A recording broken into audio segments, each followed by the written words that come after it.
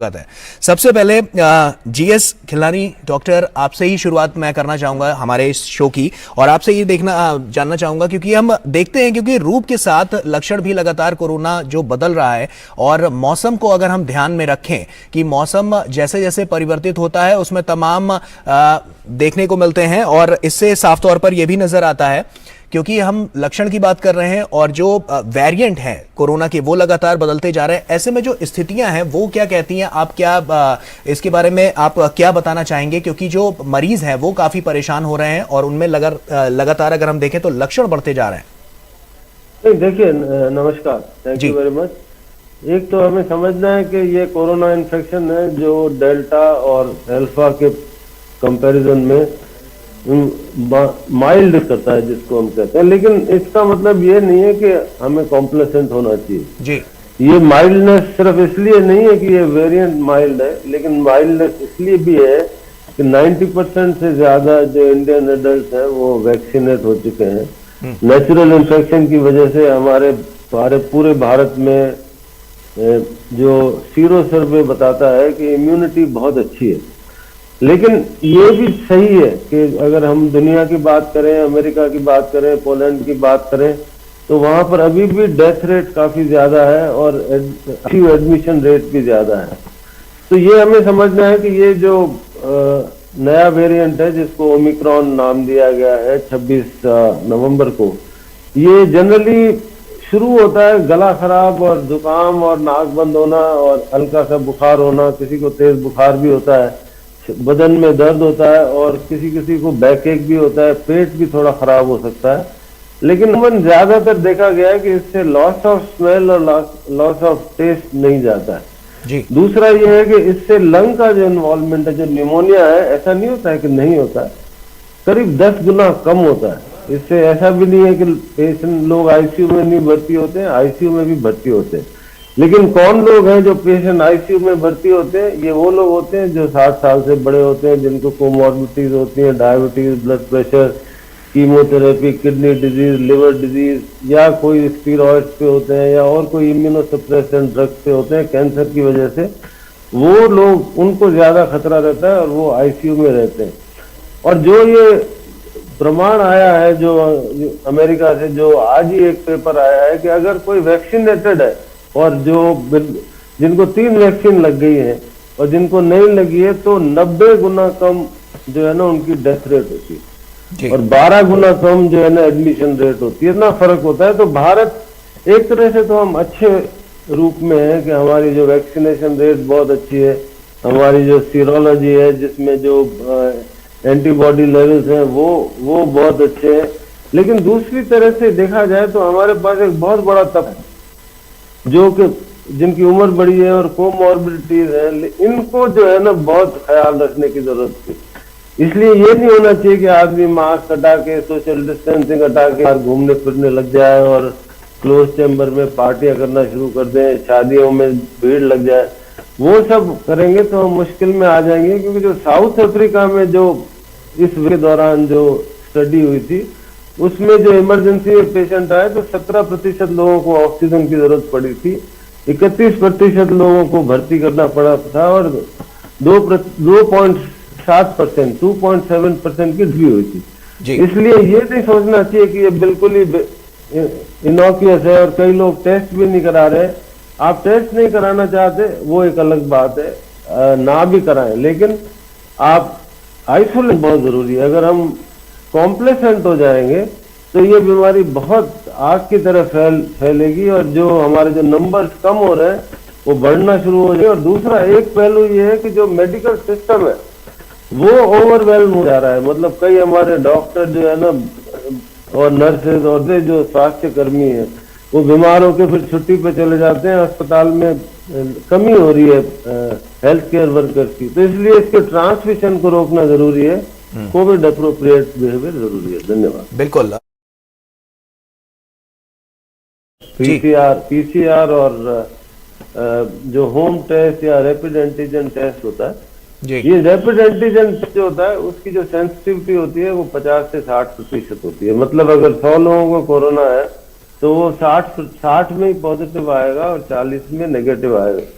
जो RTPCR test है वो ज्यादा सेंसिटिव टेस्ट है, वो कम वायरस की क्वांटिटी को भी पकड़ लेता है, लेकिन उसकी भी सेंसिटिविटी 70-80-85% होती है, 100% नहीं होती। लेकिन अगर किसी का होम टेस्ट या रैपिड एंटीजन टेस्ट पॉजिटिव है तो वो पॉजिटिव मीन्स उसको फिर आरटीपीसीआर टेस्ट कराने की जरूरत नहीं है जी। वो मैं इसलिए कह रहा हूँ कि कनाडा में स्टडी हुई थी जिसमें 9 लाख से ज्यादा टेस्ट हुए थे, ये journal of American medical association में पब्लिश स्टडी है। उसमें जो फॉल्स पॉजिटिविटी रेट था वो 0.015% था। तो जो माइल्ड केसेस हैं या मॉडरेट केसेस हैं जिनका घर पे इलाज करना है और उनका अगर रैपिड एंटीजन टेस्ट या होम टेस्ट पॉजिटिव है तो उनको आइसोलेट करना चाहिए और नॉर्मल दवाई लेनी चाहिए।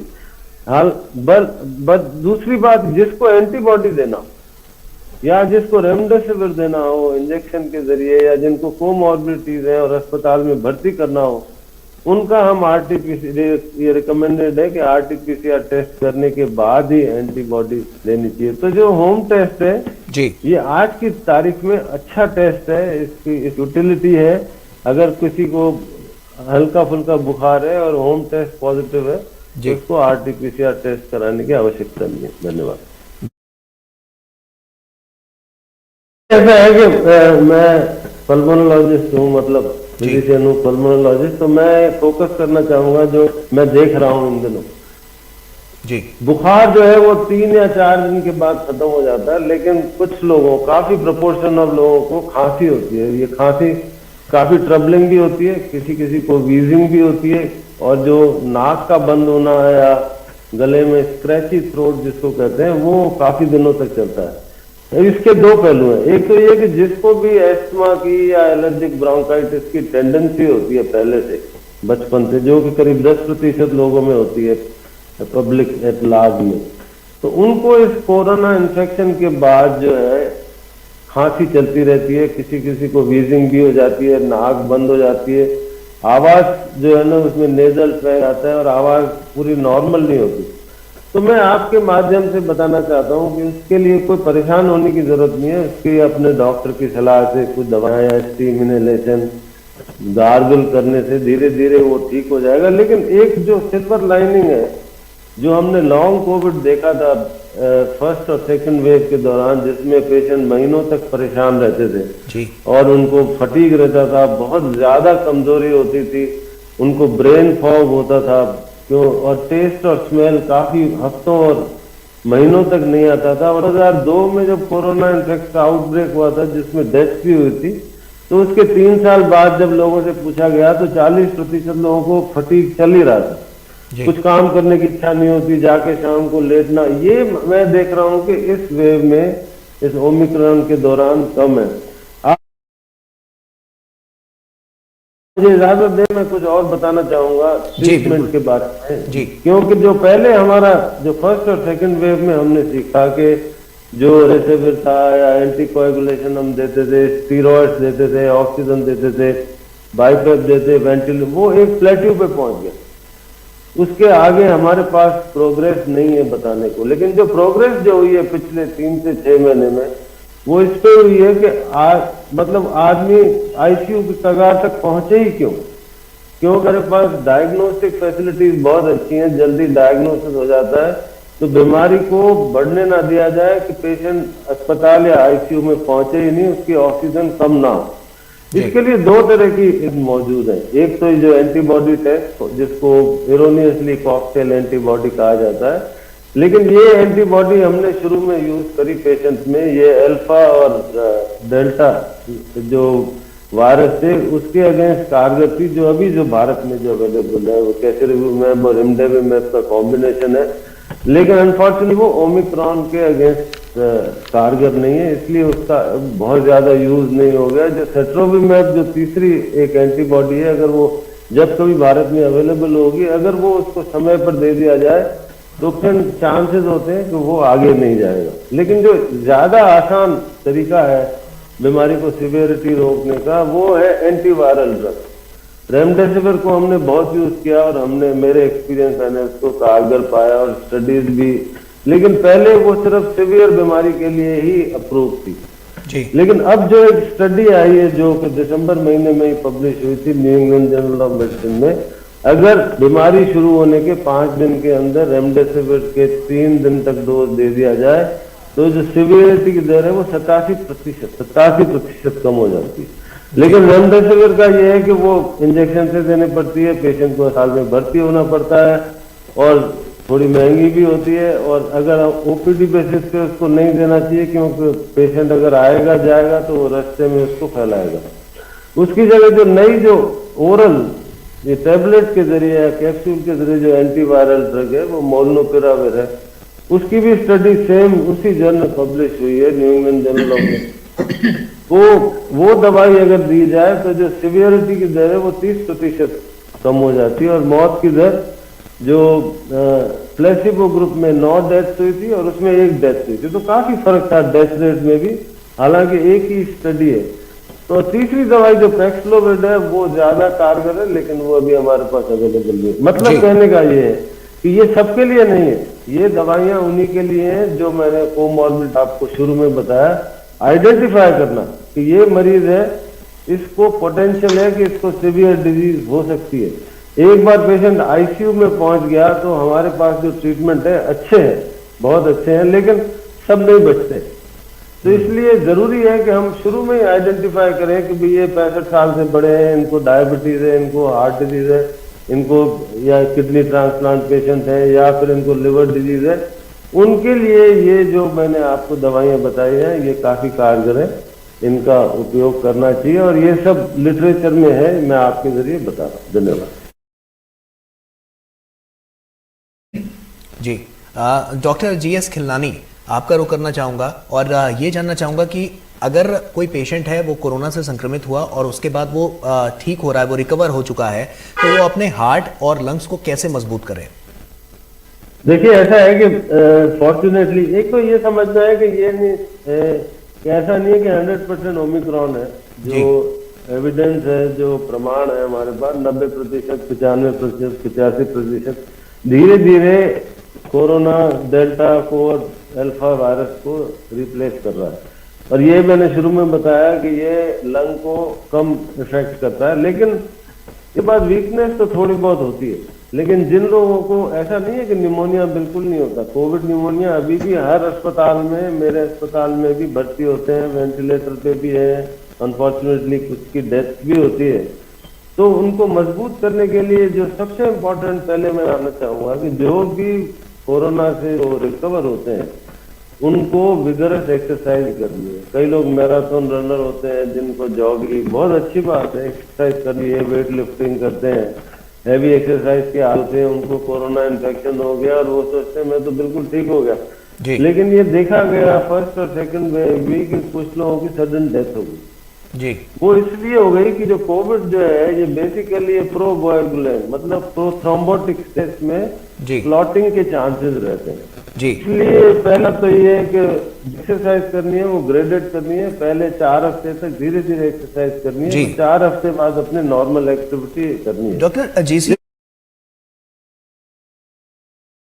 मेरा सवाल है कि बच्चे को कोरोना हो गया था जी, टेम्परेचर उतर गया, लेकिन खांसी पिछले 10 दिन से अभी भी है जी, और बहुत खांसी है, तो हम आपका आंसर जानना चाहेंगे सर।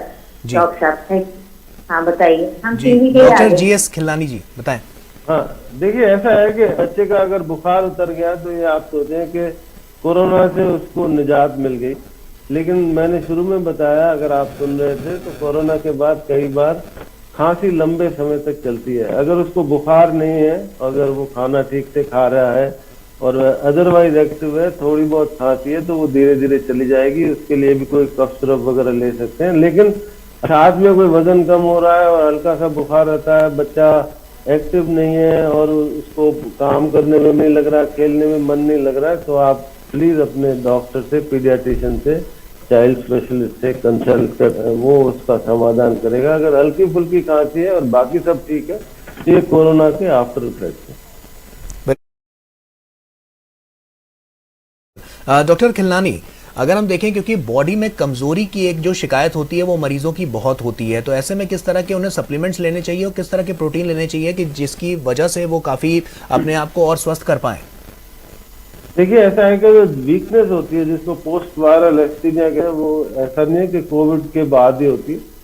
किसी भी इलनेस, जो बुखार होता है, चाहे वो मलेरिया हो, डेंगू हो, और जो जनरल फ्लू होता है, उसके बाद भी जनरल वीकनेस होती है। लेकिन जो फर्स्ट और सेकंड वेव में जो पोस्ट कोविड था, जिसको लॉन्ग कोविड की परिभाषा दी गई, जो 100 दिन चलता था, वो बहुत ज्यादा वीकनेस होती है। लेकिन उससे निपटने के लिए ये जो तरह तरह की दवाइयां, मेडिकेशन होती हैं, उसका कोई बहुत ज्यादा रोल नहीं होता। अगर विटामिन डी की डेफिशिएंसी है तो उसको दे सकते हैं, अदरवाइज मेरे ख्याल से एक हेल्दी लाइफस्टाइल, और उसके बारे में मैं कुछ बताना चाहूंगा कि एक तो हरी सब्जियां और फल दिन में 5 बार खाना अच्छा होता है। प्रोटीन इंटेक, जिसमें दूध, दालें और दही और पनीर और इस तरह की चीजें, नॉनवेज खाते हैं तो fish, chicken, mutton, protein intake ज्यादा होनी चाहिए। जो ग्रीजी फूड जो होता है, जो डॉक्टर एक और कॉलर हमारे साथ जुड़ चुके हैं।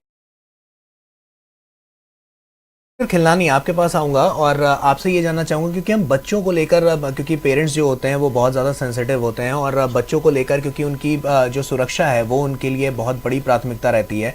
तो जैसे कि स्कूल्स खुल चुके हैं कई राज्यों में, तो ऐसे में आपसे ये भी जानना चाहेंगे कि अगर बच्चे स्कूल जाना शुरू कर रहे हैं, ऑफलाइन क्लासेस उनकी शुरू हो रही हैं, तो उनको क्या एहतियात बरतने चाहिए? देखिए, ऐसा है कि पहले तो समझना है कि जितना छोटा बच्चा होगा उतनी सीवियरिटी कम होती है जी। 2012 का जो आउटब्रेक हुआ था कोरोना का, ये हिस्ट्री है, उसमें एक भी डेथ बच्चों में नहीं हुई थी, हालांकि बहुत सारी डेथ हुई। तो ये एक अच्छी बात है कि बच्चों में सीवियरिटी, अब तक कोई प्रमाण नहीं है कि बच्चों में कोई सीवियर इलनेस होती है। इक्का दुक्का केस आए, एनेक्डोटल जिसको कहते हैं, लेकिन वैक्सीन प्रूव हो चुकी हैं। जो कोवैक्सीन है, जो ट्रायल हुई थी, जिसके साथ मैं जुड़ा हुआ था, 2 से 18 साल के, तो उसमें ये ट्रायल हुई थी और उसके जो डेटा है वो हमें मतलब उसकी सेफ्टी प्रूव हो चुकी है। गवर्नमेंट धीरे धीरे, जैसे 15 से 18 की वैक्सीन हो गई, उसके बाद जो दूसरी, उसके बाद और भी बच्चों को वैक्सीन लगी। तो पहली बात है, जब भी नंबर आता है बच्चों का, सबको वैक्सीन लगानी चाहिए। सीवियरिटी कम होती है, लेकिन बच्चे ट्रांसमिट तो कर सकते हैं ना, बच्चों को इन्फेक्शन होता है। और जो जून जुलाई 2021 में जो सर्वे हुआ था, जो कि 6 साल से बड़े बच्चों उसमें इंक्लूडेड थे, उनको इन्फेक्शन हो चुका था, लेकिन उनको पता ही नहीं था, क्योंकि ये बच्चों में अक्सर हल्का फुल्का इन्फेक्शन होता है जी। ये सच है कि जो पेरेंट्स हैं बहुत सेंसिटिव होते हैं, लेकिन उनको समझना है। मैं ये नहीं कहता कि उनको मास्क नहीं पहनना चाहिए, जरूर पहनना चाहिए। 2 साल से बड़े बच्चों को मास्क वो पहन सकते हैं, और स्कूल में भी पहनना चाहिए। स्कूल में सब लोगों को, सब जो स्टाफ है वो सारा वैक्सीनेटेड होना चाहिए। सैनिटाइजेशन का पूरा ख्याल रखना चाहिए, सोशल डिस्टेंसिंग का ख्याल रखना चाहिए। लेकिन ये भी समझना चाहिए कि बच्चों में इन्फेक्शन बहुत अक्सर माइल्ड होता है जी, सीवियरिटी कम होती है, डेथ रेट बहुत बहुत बहुत कम होती है। डरना नहीं है। ये आज की खबर है कि जो बच्चों की जो डेवलपमेंट है जी, जो स्टडीज हुई है, वो बहुत हैम्पर हुई है। उनका मानसिक और शारीरिक जो बैलेंस है या जो डेवलपमेंट है, वो बहुत खराब हो गया इन 2 सालों में, क्योंकि स्कूलिंग नहीं है, खेलना कूदना नहीं है, मोटापा शुरू हो गया है, डिप्रेशन, साइकोलॉजिकल प्रॉब्लम्स बहुत हो रही है। तो लाइफ में एक बैलेंस रखना है। वो आज का बैलेंस ये है कि बच्चों को धीरे अब स्कूल में जाना। बिल्कुल डॉक्टर, एक